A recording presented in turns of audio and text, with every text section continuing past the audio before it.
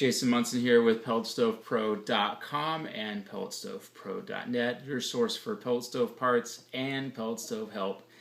And you may be looking at different brands of pellets and deciding which brand would be the best.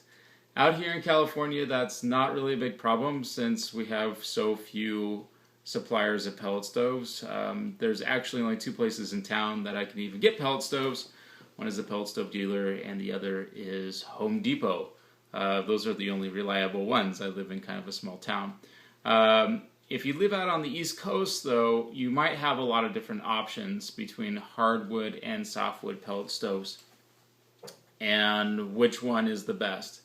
Well, there's a couple websites that do post reviews on pellet stoves, so you can actually Google what are the best pellet stoves, and they will give you a search. My recommendation is to buy a couple bags of each and see what you think about the initial results, and then pick one and roll with that for a little bit.